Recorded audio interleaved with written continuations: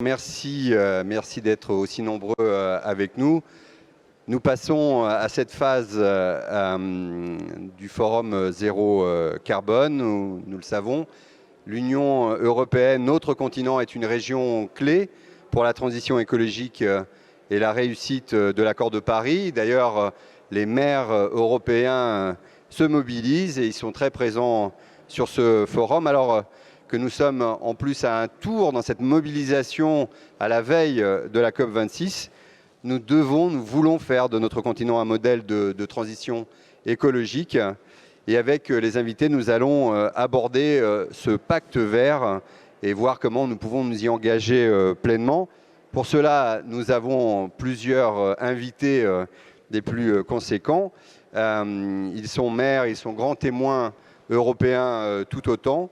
Et nous accueillerons Laurence Toubiana, qui est avec moi ici en présentiel, et je l'en remercie tout autant, mais également Pascal Canfin, Dario Nardella, Peter Kurz et Rafał Trzaskowski. Et pour aller rapidement et très logiquement, très fluidement, parler de ce pacte vert, c'est peut-être en poser les questions principales, et notamment quels sont les enjeux historiques autour de celui-ci. Je voudrais passer la parole à Pascal Canfin. Est-ce que Pascal est des nôtres en ligne directe? Il n'est pas encore arrivé. Alors dans ce cas, je propose, si on me confirme que nous pouvons commencer par nos amis maires des capitales et des villes européennes. Je vais donc poser la question, on écoutera Pascal plutôt à la fin. Est-ce que Dario Nardella, le maire de Florence, est avec nous? Dario, toi qui es francophone et francophile, très heureux de vous accueillir, monsieur le maire, en direct sur notre forum. Vous êtes depuis quelques semaines maintenant le président d'EuroCity. Je voulais vous demander quelle était du coup votre position sur ce pacte vert. Florence, à vous. Merci beaucoup, chers collègues.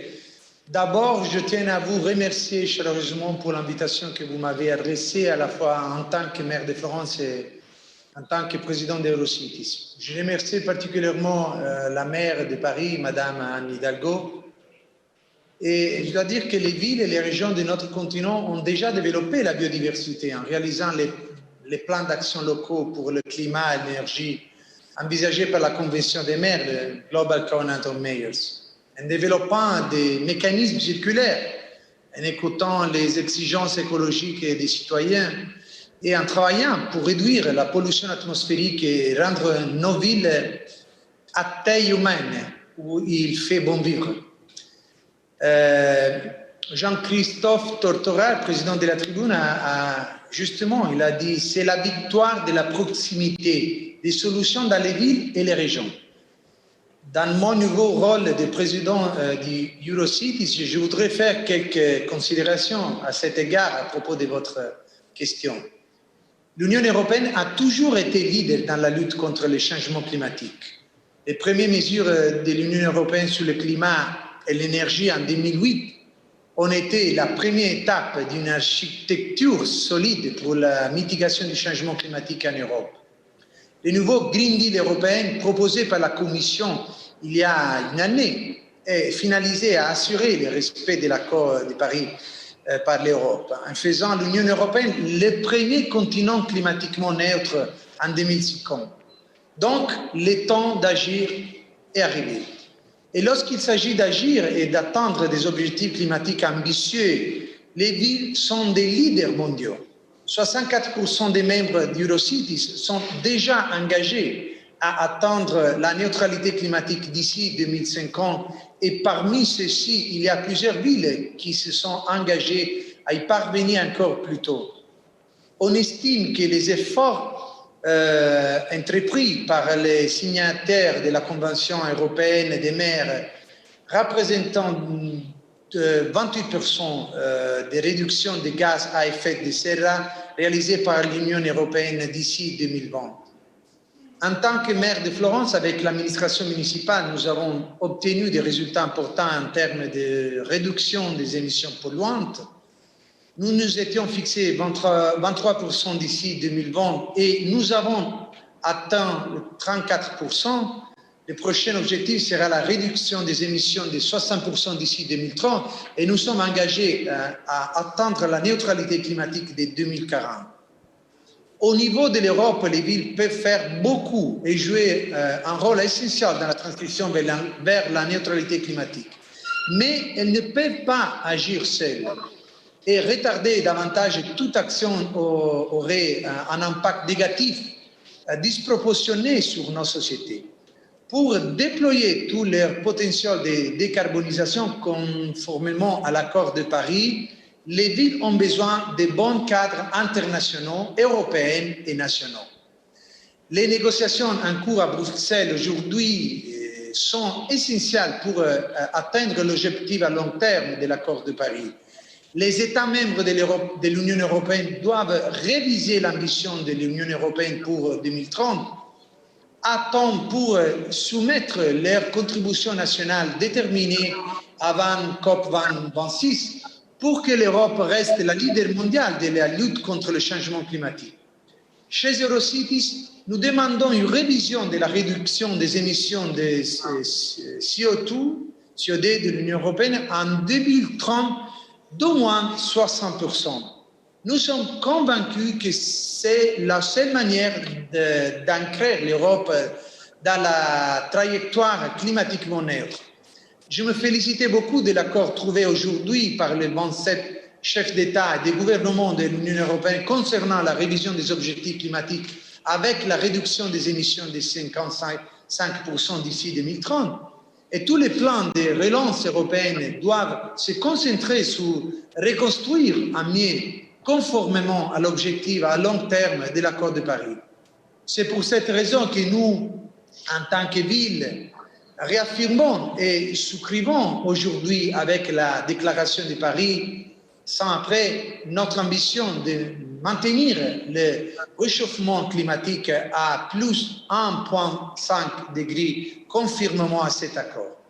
Nous ne pouvons pas nous permettre le luxe d'investir un euro dans une reprise qui ne sera pas conforme à nos objectifs environnementaux ou climatiques. Il est très important que tout l'argent investi dans la reprise ne nuira pas à notre planète et soutiendra, consolidera et accélérera la transformation verte et digitale de notre ville. Pour toutes ces raisons, les gouvernements municipaux ont besoin de s'asseoir à la table des négociations internationales pour jouer un rôle direct sur les politiques qui touchent les villes et les personnes qu'elles représentent, tout en étant capables d'aller au-delà de la politique urbaine et de développer des réseaux transnationaux. Les maires représentent un élément clé pour une réponse efficace aux défis mondiaux. La lutte contre le changement climatique, et je vais terminer, la lutte contre le changement climatique ne peut être réalisée sans les villes. Les villes sont le lien entre les agendas mondiaux et les réalités de leur mise en œuvre à un niveau local. Dans la pandémie, il faut donner aux villes un rôle, je pense, de premier plan dans le plan de relance Recovery Plan et dans le nouveau budget de l'Union européenne. On a parlé beaucoup de fois avec le maire de Tsarkovski, pour exemple, et il est important que cela soit reconnu. Pas seulement dans la phase d'exécution des projets qui seront lancés, mais aussi dans les phases de planification et de mise en place de la gouvernance. Voilà un exemple, environ 30% du budget de l'Union européenne est alloué à la politique agricole commune. Au contraire, nous n'avons pas un instrument financier similaire pour une politique urbaine commune. L'Europe, donc, peut-être doit jouer un rôle de leadership vertueux pour le reste de la communauté mondiale et ces villes et ces citoyens sont les acteurs pour réaliser cet objectif. Exactement. Et ce sont des propos très clairs. Merci Dario, grazie mille. Ce sont des propos très clairs et essentiels. En vérité, de Florence, nous partons sur Varsovie, donner donner la possibilité également au maire de Varsovie, cher Rafał Trzaskowski. Vous avez été l'un des moteurs dans ces réunions tout autant auprès du réseau d'Eurocities que vous connaissez bien. Vous avez été également un ancien ministre et un universitaire, candidat à l'élection présidentielle tout autant. Vous êtes un Européen convaincu, vous parlez 6 langues et je rends hommage tout autant. Aujourd'hui, s'il vous plaît, vous voudriez nous parler de l'importance du pacte vert et comment il permettrait de financer directement les projets verts des villes européennes. Rafał, merci d'être des nôtres et je vous passe la parole. Thank you, dear Rafał. Bonjour. Bonjour. Quelle honte. Mes collaborateurs, ils m'ont dit qu'il faut parler anglais. Incroyable. Tu fais ce que tu veux. J'ai préparé tous les notes en anglais. Premièrement, je veux remercier à tous de m'avoir invité à donner une possibilité de parler de choses vraiment très importantes. Mais je vais continuer en anglais parce que toutes mes notes sont en anglais. Alors, tout d'abord, je voulais vous remercier. Carvalho, mucho obrigado. J'aimerais également remercier la maire de Paris, Madame Hidalgo. C'est une occasion fantastique de parler du changement climatique, un des plus grands défis que nous ayons à relever. C'est un jour de miracle aujourd'hui. Je ne sais pas si vous vous en rendez compte, mais mon gouvernement totalement fou a décidé non seulement de ne pas opposer son veto au budget, mais également d'accepter des objectifs ambitieux en matière de réduction des émissions. Donc nous sommes de très bonne humeur en Pologne aujourd'hui parce que le gouvernement a décidé d'accepter ces différents éléments. Ils sont enfin en phase avec la réalité. Donc 5 ans après la COP 21, nous devons être encore plus ambitieux. En Europe, 25%, ça c'est l'objectif pour l'Union européenne. Les villes aussi sont ambitieuses. Nous voulons être neutres en carbone d'ici à 2050. Certaines villes, notamment dans la pays scandinave, sont encore plus ambitieuses. Je viens de parler des amis en Finlande. Ils veulent atteindre cet objectif d'ici à 2035. Donc pas mal de travail à nous réaliser. Alors, nous sommes en position assez difficile, n'est-ce pas? Parce que pour l'heure, nous sommes tous concentrés sur la lutte contre le Covid-19. Mais il faut faire les deux choses en même temps. Il faut attaquer la reprise et dans le même temps, il faut mettre en place les priorités afin d'éviter la catastrophe climatique. Nous devons faire ces deux choses en même temps et nous sommes très heureux de voir que c'est exactement la position des institutions européennes. Parce qu'il faut mettre à profit cette opportunité et chaque crise, bon c'est peut-être un cliché, mais chaque crise est une opportunité. Il faut investir dans des solutions vertes en cette époque difficile. On parle de milliards d'euros qui vont être investis. Et nous devons faire tout ce qui est en notre pouvoir pour que cet argent soit investi de façon sage. Il faut que nous puissions faire preuve d'innovation. Il faut que nous puissions mettre en place les bonnes priorités, améliorer la qualité de vie dans nos villes, mais surtout sauver la planète. Dans la vie d'un responsable politique, il est rare que l'on puisse aborder toutes ces questions en même temps. Et c'est pourquoi nous sommes aussi pleins d'entrain aujourd'hui. Cela étant, on ne peut pas agir sans la participation des villes. C'est ce que je dis à mes amis, c'est ce que je dis également à mon gouvernement, qui essaie parfois de diviser l'argent européen en fonction de critères politiques. Eh bien, on ne peut pas agir sans les villes. Les fonds structurels visent à appuyer les régions les plus pauvres. Mais si on veut vraiment atteindre ces objectifs forts, ambitieux, les seuils ambitieux que l'on s'est fixés, eh bien, on aura besoin de l'aide des villes. Et il faut le faire sérieusement. La ville de Varsovie, par exemple, émet un certain nombre de CO2 et d'autres gaz à effet de serre dans l'environnement. Mais il faut inverser la tendance. Par exemple, nous investissons dans le service de transport public, le métro, des nouveaux tramways. Nous sommes également en train d'éliminer l'utilisation de fours à charbon. Nous voyons également ce que font d'autres villes, par exemple Paris. Et nous sommes en train de mettre en place une zone zéro émission dans le centre de notre ville. Nous voulons être très ambitieux. Maintenant, le problème, c'est que, comme vous le savez, nous dépendons des gouvernements nationaux lorsqu'il s'agit du mix énergétique. Donc là aussi, il faut insister pour qu'ils fassent leur part du travail. Et nous sommes la seule ville en Pologne, jusqu'à ce jour, qui ait déclaré un objectif de neutralité d'ici à 2050. Nous aimerions pouvoir être plus ambitieux, mais bien entendu, nous dépendons du mix énergétique qui est décidé par le gouvernement. Dans le même temps, il faut aussi s'adresser aux gens, il faut les sensibiliser à la question, parce que les jeunes, mon fils, ma fille, sont parfaitement conscients de la situation, mais les générations plus âgées, les gens de mon âge et les personnes plus âgés ont besoin d'être sensibilisés à la question. Il y a autre chose que j'aimerais dire, et je le dis en tant que maire de Varsovie, mais en tant que rapporteur du comité des régions. Nous avons besoin de financement direct. Nous avons besoin de programmes européens supranationaux. Vous savez, les gens, quand on leur parle de programmes européens, ils sont pleins d'entrain, mais ils ne comprennent pas exactement comment cela fonctionne.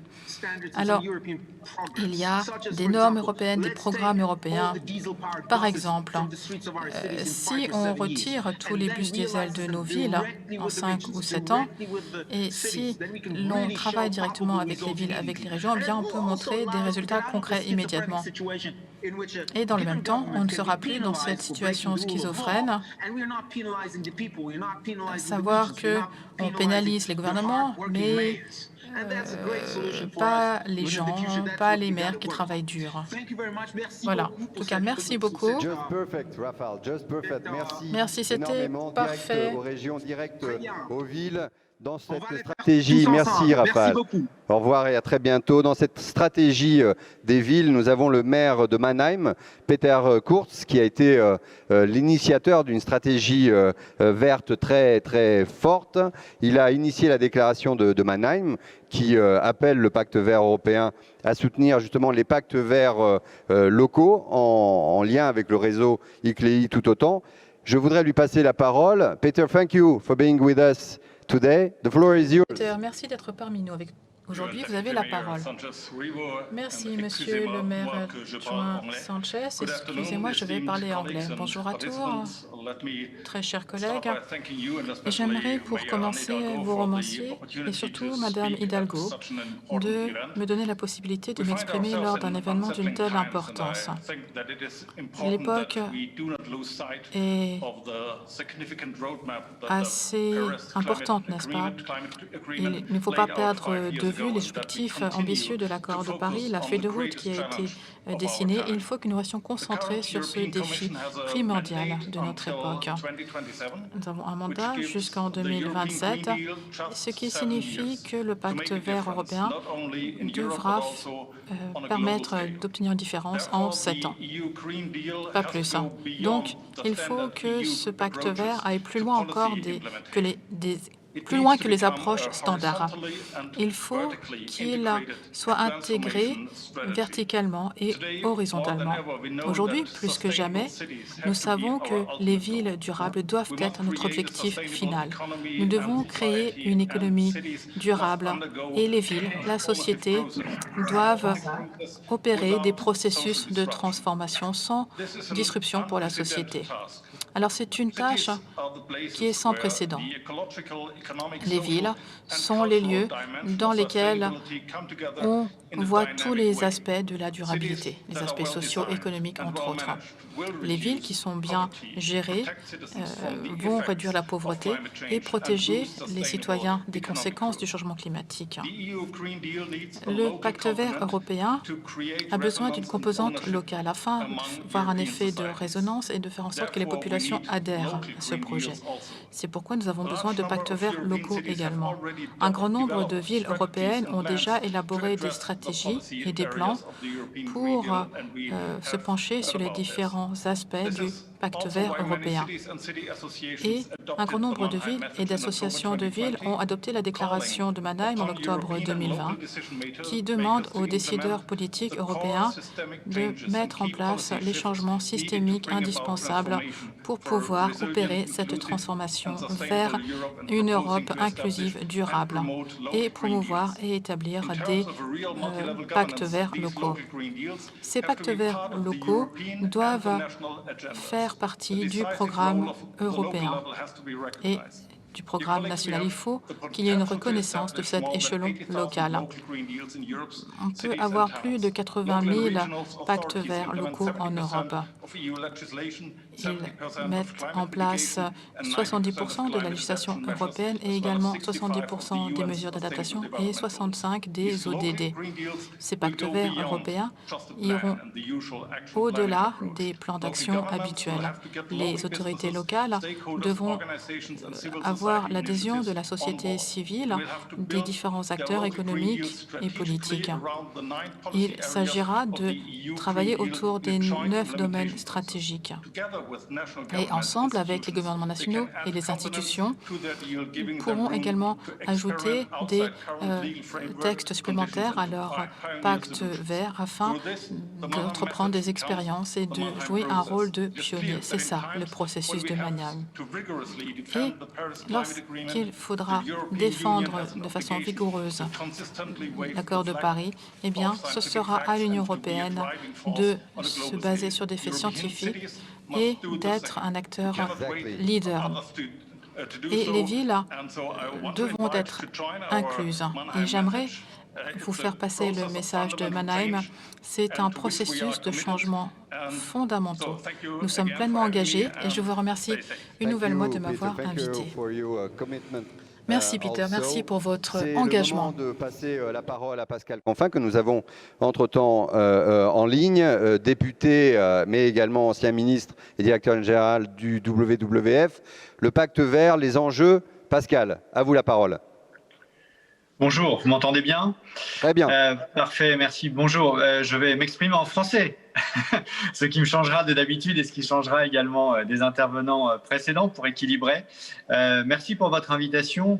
Peut-être un mot sur la dimension européenne, parce que je crois qu'elle a été mentionnée à plusieurs reprises par les maires précédents. Il se passe en Europe aujourd'hui quelque chose d'absolument inédit. Inédit à la fois dans notre histoire européenne et inédit, je pense, dans le reste du monde. C'est-à-dire que nous sommes réellement, au niveau européen, en train d'engager une transformation profonde, multidimensionnelle de nos politiques publiques. Que l'on parle finance, énergie, transport, logement, agriculture, on est en train, les politiques européennes sont en train de se transformer de manière particulièrement profonde. Un exemple, bien évidemment, dernier en date peut-être, c'est celui, les deux d'aujourd'hui. Le premier d'aujourd'hui, c'est évidemment l'accord sur le climat. Nous allons passer de moins 40% de réduction de gaz à effet de serre à au moins moins 55. Et le maire de Florence le rappelait, c'est un certain nombre d'acteurs dont nous, au Parlement européen, nous sommes favorables à même aller au-delà jusqu'à 60%. Et donc dans la négociation finale qui va s'engager, ce sera entre moins 55% au minimum, voire un peu plus. Dans tous les cas, c'est particulièrement transformationnel. Je vous donne un exemple concret, parce que les chiffres comme ça ne parle pas à grand monde. Un exemple concret de la déclinaison opérationnelle de ces moins 55%. Mais ça veut dire qu'en juin 2021, une proposition de loi européenne qui est déjà dans les cartons sera mise sur la table par la Commission européenne qui va dire, et ça vous intéresse particulièrement dans les villes, il sera impossible de commercialiser des véhicules, des voitures non électriques ou hybrides au-delà de 2035. Pourquoi? Parce que les standards de CO2 qui sont la conséquence de cet objectif rehaussé de réduction des émissions de CO2 à moins 55%, les standards de CO2 vont être tellement durs, tellement exigeants, que seuls les véhicules électriques et hybrides pourront les passer. C'est donc la fin organisée, cette décision d'aujourd'hui, la fin organisée, planifiée des véhicules essence diesel en 2035 dans toute l'Europe. C'est ça que ça veut dire très concrètement. Et deuxième décision d'aujourd'hui, j'arrêterai là, c'est le budget. C'est-à-dire que le maire de Varsovie l'a rappelé à l'instant, il y avait 2 vétos possibles de la Pologne. Un sur le budget et l'autre sur la loi climat. Aucun des deux n'a eu lieu. Évidemment, je m'en réjouis. Et que dit le budget? Le budget, pour la première fois, je rappelle qu'on parle de 1000 milliards d'euros sur le budget européen et 700 milliards d'euros sur le plan de relance. C'est-à-dire le paquet total, c'est 1700 milliards d'euros. C'est colossal. Alignement total avec l'accord de Paris. 40% du plan de relance, entre 37 et 40% du plan de relance devra financer des programmes, des investissements, des dépenses pour le climat. Et à côté, puisque vous allez me dire, si on fait 40% de vert, mais qu'on fait 60% qui détruisent le vert, on n'a pas avancé. Il y a donc un principe général qui s'appelle ne pas nuire à l'environnement, à la biodiversité, au climat, qui va Merci Pascal. Ouais, on vous a perdu. S'appliquer à toutes les dépenses de l'Union européenne. Je finis donc là-dessus, c'est une révolution qui est en marche. Merci infiniment Pascal. Je vais passer la parole à Laurence Toubiana. Merci d'être des nôtres. Merci infiniment. Vous avez été ambassadrice, représentante de la France pour la COP21. Que vous inspirent toutes ces participations de maires, ces déclarations de maires et de Pascal? C'est essentiel, effectivement, ce qui se passe aujourd'hui en Europe. Et c'est essentiel à la fois pour notre Europe, pour notre Union, mais c'est aussi essentiel pour le monde. Alors c'est essentiel pour l'Europe parce que ce fameux pacte vert, cette orientation de transformation radicale de nos économies qui touche tous les secteurs, elle ne peut pas se faire d'en haut seulement. Ce n'est pas une initiative bureaucratique, ce n'est pas encore des nouvelles directives qui viennent de la Commission européenne ou négociées à Bruxelles. Ça ne va se faire que si, et en particulier les villes, conçoivent, mettent en œuvre, déploient leur propre pacte vert, exactement celui dont elles ont besoin, qu'elles veulent.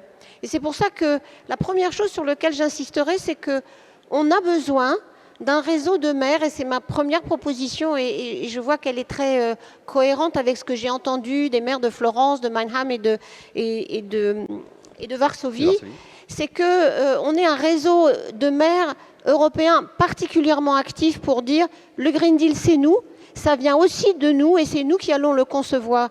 Et c'est très important parce que les discussions à Bruxelles, il ne faut pas que ça passe seulement par le représentant des gouvernements. Il faut que vous soyez à la table. Il faut que vous disiez ce que vous voulez en matière de transport, de logement, d'aide d'État, de dimension verte de la relance, par exemple. Donc, première chose, on a besoin, encore plus que d'habitude, d'un réseau actif de maires qui ne soit pas seulement qui échangent des bonnes pratiques ou qui se confortent les uns les autres, comme vous faites très bien, mais qui portent votre voix dans les instances européennes pour montrer que votre plan vert à vous, il est aussi bien ou mieux, il est plus applicable que ce qui se décide seulement à Bruxelles.